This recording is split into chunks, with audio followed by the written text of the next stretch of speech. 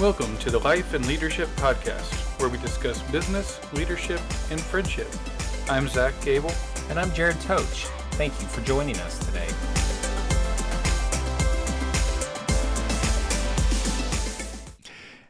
Hey everyone, welcome back to our podcast. We are glad to have you back, and we are glad to be back in the studio. It's been a minute or two. Yes, and we hope you enjoyed the last couple uploads we did with the live event from the Casey conference. That was a lot of fun. It was a lot of fun. And it was the morning crew was a lot more energetic than the afternoon crew after they got lunch. Yeah, lunch once in you their get bodies. lunch in your belly, that's it. It's over. Yeah. But it was a fun time. Glad we were able to do that, and we're looking forward to. Is Houston next? Is that right? No, Myrtle Beach. Myrtle Beach is next. We're looking forward to that. That'll be fun. So, and that's in February. So anyway, we are glad to be back in here and ready for another podcast. And just so you know, we are Amanda and I are moving here in a couple weeks, and so this will be the last podcast that we record in this room, in this house. That is so sad. It is. It is. So there'll be a couple changes. We'll have a temporary room that we do it in, and then we're gonna have a more permanent actual studio, which will be really nice. It'd be fun. Pretty spectacular. Yeah. So anyway, we are glad to be back here. Jared, how's everything going? It's good. Wrapping Awesome. the year up, and It is getting to be that time of year. I'm looking out the window right now and I see snowflakes falling. So that's when you know 10 to 20 inches of snow. Just kidding. the year is wrapping up. Yeah. So, and with the year wrapping up, that's kind of how we got to this topic today. Yeah, absolutely. As we were discussing things yesterday, and I think maybe even the day before. And Jared said it would be great to talk about reflection. It's that time of year to kind of look back on the year, and a lot of people do reflecting and goal setting and things around this time. And so it'd be a great topic to discuss. Yeah. So Jared, why don't you kick us off today? Yes. Yeah. So we've been talking about reflection, and I think it's a great time of year to talk about it, like you said, because we are beginning to kind of close out one year and starting a new year. I think daily reflection is essential and important for any person, for any human being. I think it should be a part of our daily practices, but I think especially this time of year, feels like it offers an opportunity to kind of hit the reset button. Yeah. Do some really deep reflection. Yeah. And think about the things in your life that maybe you want to shift, or that you've done really well, or that maybe it's time to start making some changes or setting some goals. So. Yeah. Well, it is that time of year to start buying treadmills and bicycles, and that's the I think this is the time of year that everyone, especially right after Thanksgiving, and then coming up on Christmas, everyone reflects on how much they just ate and how much they need to lose. Absolutely. And I think that's why I was saying, I think reflection should be a part of our daily lives, because, we've all done that. We've set those New Year's resolutions where I'm going to lose 50 pounds this year. I'm going to be in shape. I'm going to have that beach body, all that stuff. And 2 weeks in. Did you say beached body or beach? No, at 2 weeks in, you're still at the beached body.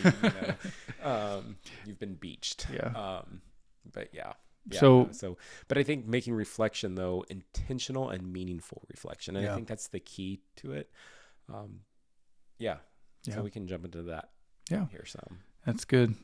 So, in all honesty, one of the, and we were discussing this about, believing in reflection, and I don't know that I ever, or not very often do I reflected on reflection.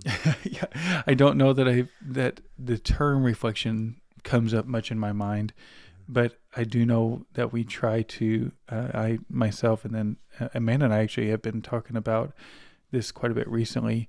Amanda actually has a family member that has been going through a lot of health issues and going into a nursing home, and so there's a lot going on there, a lot of decisions that have to be made, and we were talking today about, this family member really has never really wanted to be around people. They kind of want to be by themselves. And so we were talking about that, and Amanda was talking about how she feels like she needs to go visit them. I can't remember if I said this then, but we've talked about it a couple times, how you cannot have regrets about how, you know, especially after someone passes or when you're laying on your deathbed. You don't want to be laying there having regrets about how you treated someone or how you didn't go visit someone. And so sometimes just the daily reflection in situations like this, you know, it just makes you think, you know, and it taking a pause to look at the wider picture. And exactly. Thinking into the future. How am I going to react to this in the future? And on the business side, Dave Ramsey says that quite often, talking about severance packages and things with employees, with someone on your team that doesn't need to be on your team anymore, and whether they deserve it or not. He's stated before that he will give a severance package to someone because when he's laying on his deathbed, he's not going to regret giving away money, helping someone out, even if they don't deserve it, you know, helping someone make that transition to a new place of employment. So it might be cheaper than keeping them. Yes. So there's many areas in this reflection. It's not just on business side. It's not just on leadership side. It's not just on a relationship side. It's in every avenue of our lives. And I think you're forming a habit of reflecting. So reflection becomes a habit. It's something that you do daily, and it becomes a part of who you are as a person and as an individual. And I think, I feel like by reflecting, you can become a more well-rounded individual and become a happier person. Because obviously, like, you don't want to reflect on all the negative things in your life and all the poor stuff, but really thinking deeply about your actions, what you're doing, what you're going to do, making the decisions you're going to make and why you're making them, can lead to a more fulfilled life. You know? And you maybe don't make as many mistakes as you might as not being a reflective person. So I had wrote down a couple things. I don't know if you want to go ahead. Jump into these. So like, so reflection is a habit, and that was perfect, like a perfect segue into it. So making reflection a habit, like something that you do on a regular basis, like daily, like whether it's reflecting on the positive things in your life, like what's gone well, the goals that you're working on, really digging deep, like reflecting on what were your interactions like that day. Like, is there something I need to celebrate? Is something I need to work on today? But I think that key part, if I could say that about reflection, is making it a habit, right? Because you become a more reflective person, because I think it's living an intentional life too. It kind of coincides with that, because if I'm reflective, if I'm intentionally reflective on my life, think about what a greater person you could become. Really thinking about your life, you know, and how does what I'm getting ready to do impact somebody else around me? So I think that's a challenge in itself. I mean, in all honesty, I've always been the very high energetic type where I talk first and then think later, you know, and always wanting to make the first joke, and you know, and there's been so many times, and as I've aged, obviously, you know, that's dropped off tremendously, but there are still times where I feel some spunk and want to tease somebody, or you know, and some people just don't like to be joked with like that, you know, and I can't tell you, especially when I was younger, how many times I would lay my head on my pillow at night and think about all the different people I teased that day and all the jokes I made and all. Like, seriously, it's one of those things.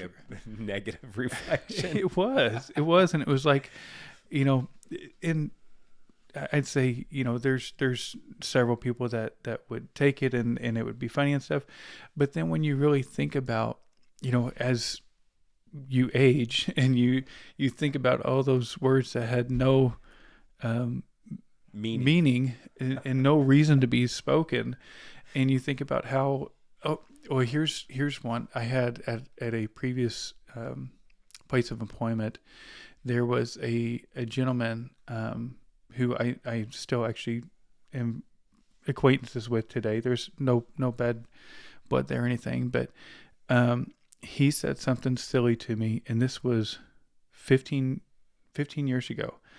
Said something silly to me that I still think about to this day, and I don't like, it doesn't affect the way I live. It doesn't, but it was, and I'm not going to go into the details of it, but anyway, it was just something silly, and the way he said it was like negative, and it was in a joking manner, but almost, I'd say at least once a week, I think about that to this day. That was pretty impactful. So words are very powerful, and how you treat people is very powerful. So a lot of my reflection in my younger years was thinking about, can you keep your mouth shut for more than 30 seconds, So, and still sometimes to this day, like I said, I joke too often sometimes, but, that is part of reflection, is growing and knowing that your words, your actions, the decisions you make, the things you do or don't do, right, affect people and affect yourself too. And just thinking about, and like, I think it's important to, like, wrap up your day, or at some point in your day, just reflect on, like, like you said, like, your actions, what you've done, like, what are you working on, those goals that you're working on, like, what did I do today that is projecting me towards being more thoughtful in what I say, intentional about what I say, about really, like, if you've got a friendship that you've let kind of wane away, and you're like, I really want to make sure that I stay friends with this person, like, what have I done, or if you've set a goal of, really trying to reach out to other people and connect with other people or support people, like, are you working, like, thinking about those things? And it's not that you spend like hours thinking about that, but I think you lead an intentional life. Like, when reflection becomes a part of your work that you do, and I think there's an element of being critical about your work, that is important. If you are over critiquing your work, then that becomes, personally, I think that becomes an issue.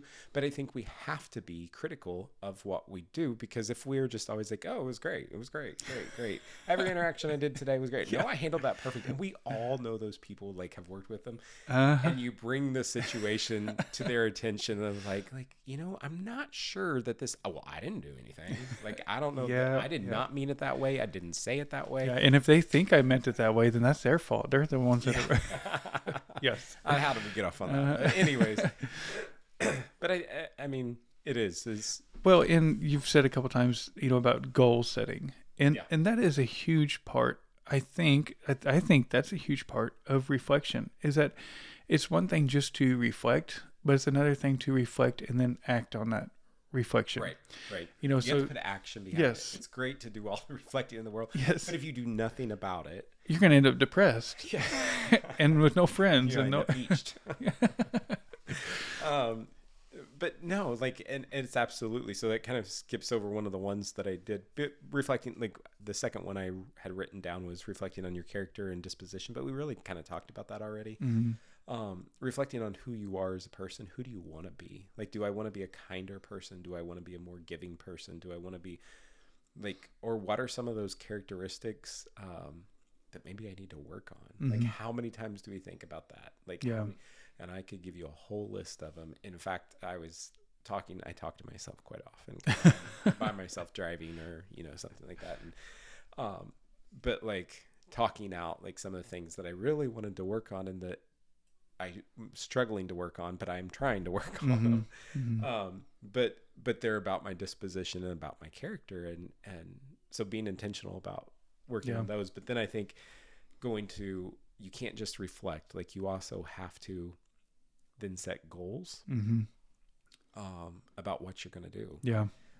So, like, reflecting through reflection come those goals. So like, if it is to lose weight, like, honestly, like, you could reflect and say, I'm going to get in better shape, or I want to stay in shape because I'm going to take a great vacation, and there's going to be a lot of walking involved, and I don't want to be having to stop every 10 minutes. Like, really be intentional, like, set that goal. But obviously, like, you're not setting that goal like you're running 5 miles tomorrow, and you know what I'm saying?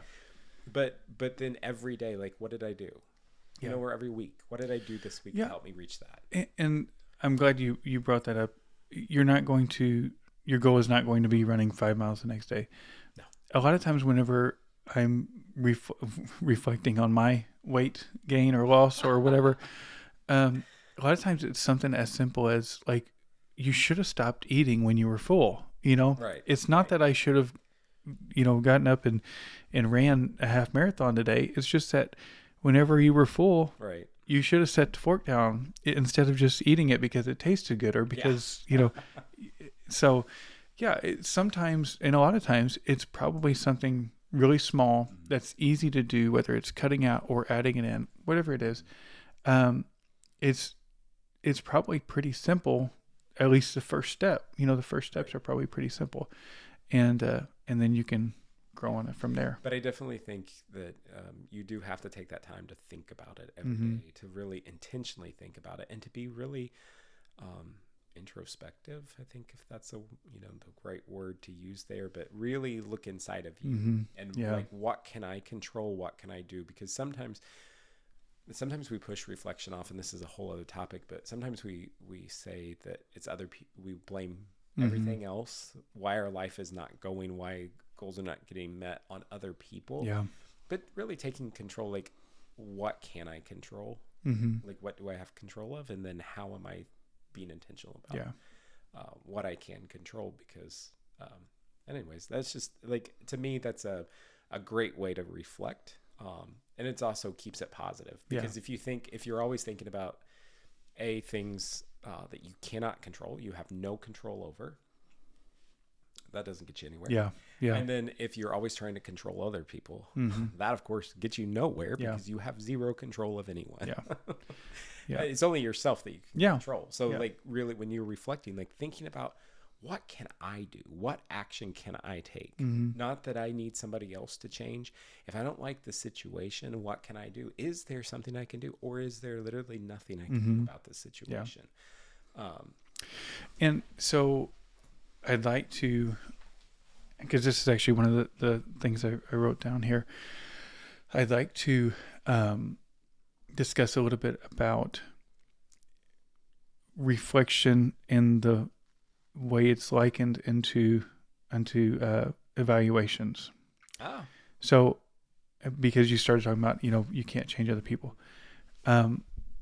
I despise annual evaluations. I think they're pointless. I think that, and I've heard other people say this before, that if your team does not know how you feel about the work they're doing, then you are not doing your job communicating with them.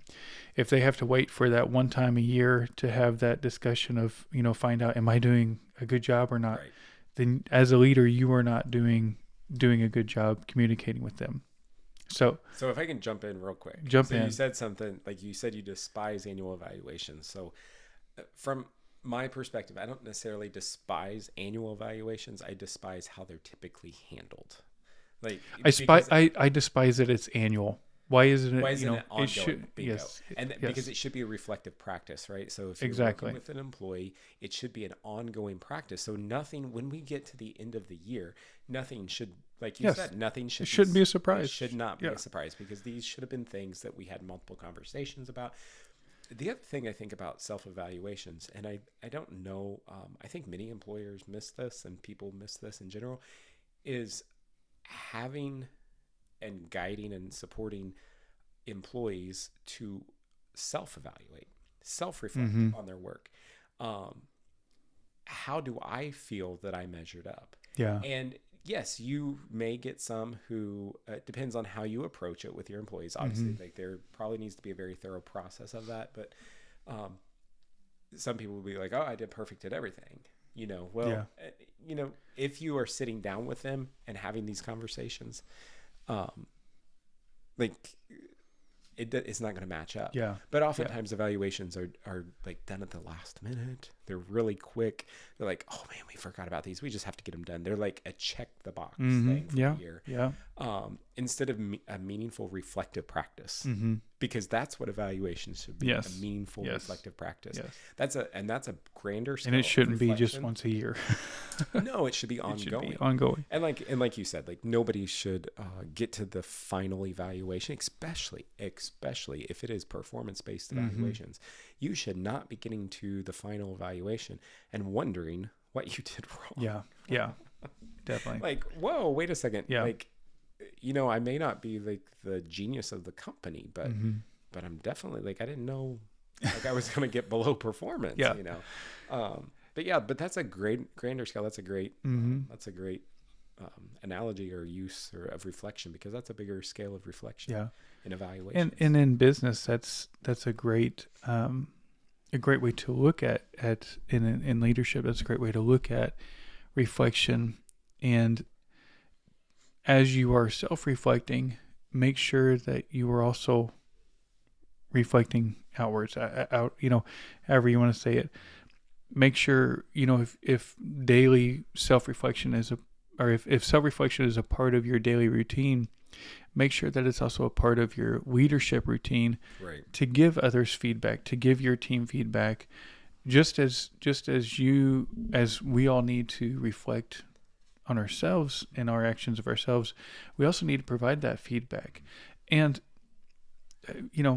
we've talked about it before. In fact, I was just in a leadership meeting with Tad Dickel a couple weeks ago, and he, he's very good at love his content.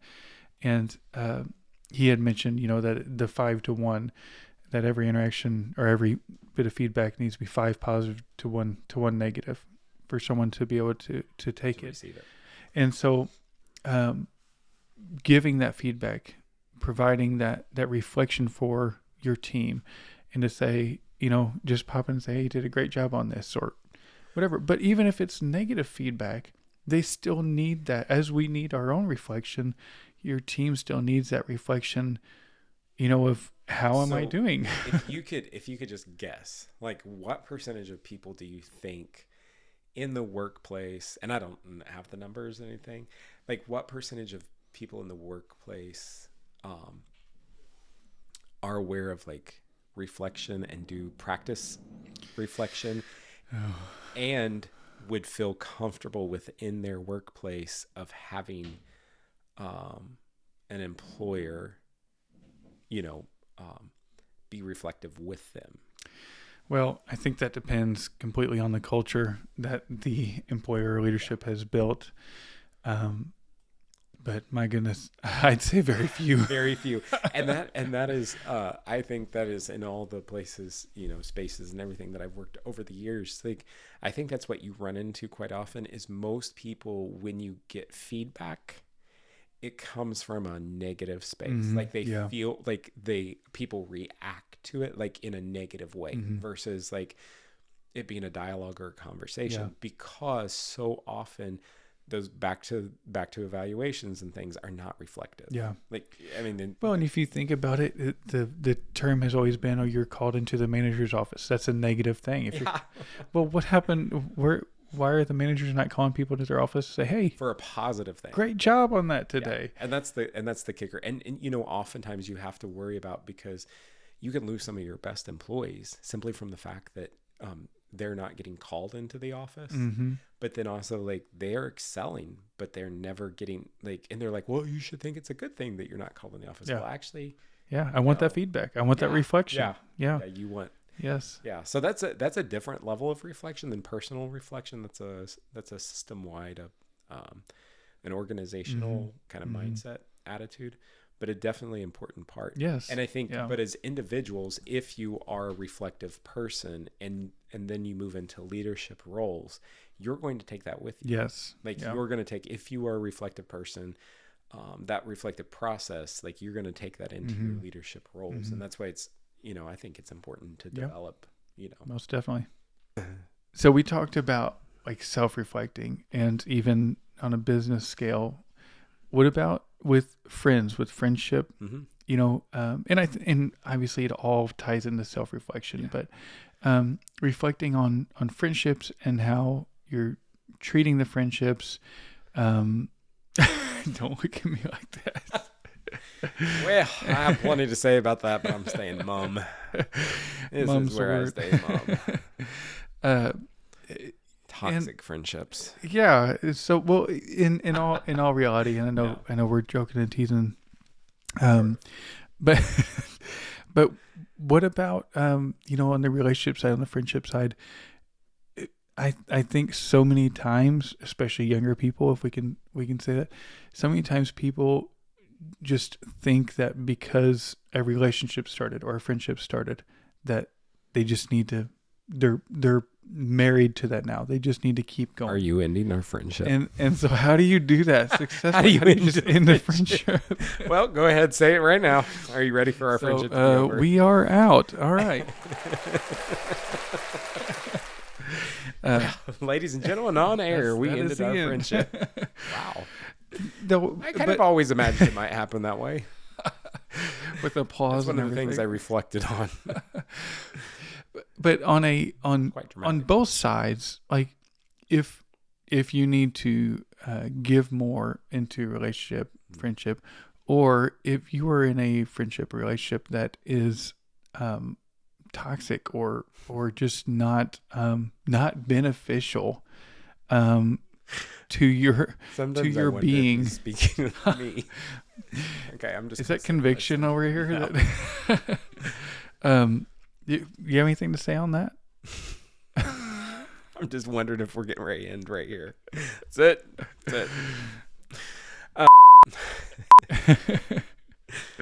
No, I definitely. I love that we got our sound machine back here. Now we can just throw random. I don't even know what this one is.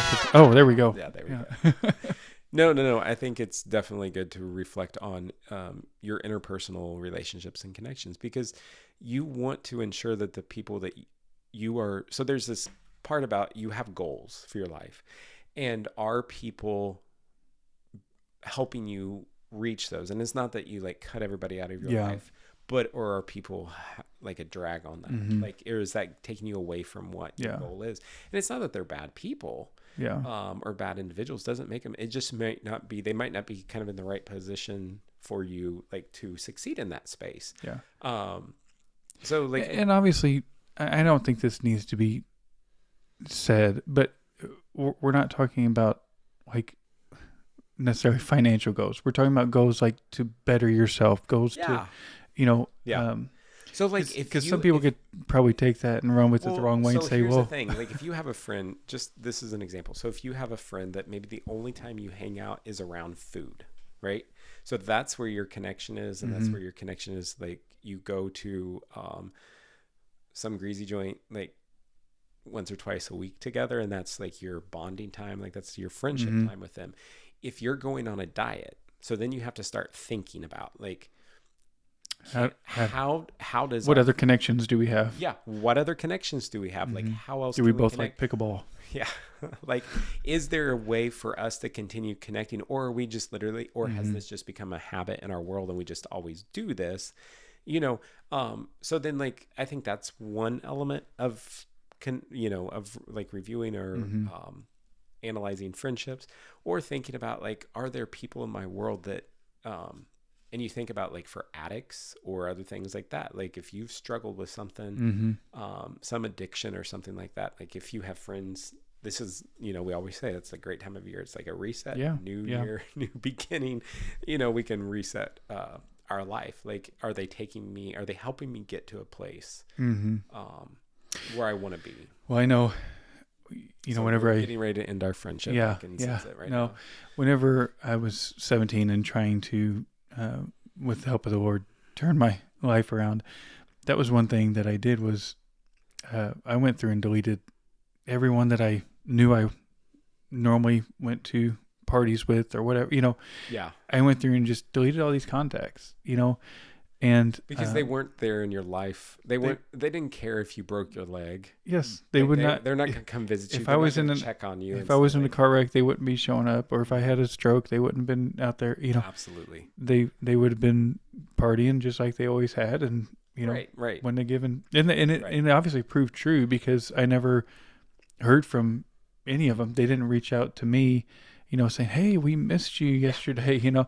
It was just, yeah. So and that's a part, and I think too that part of friendship and life is part of also growing older.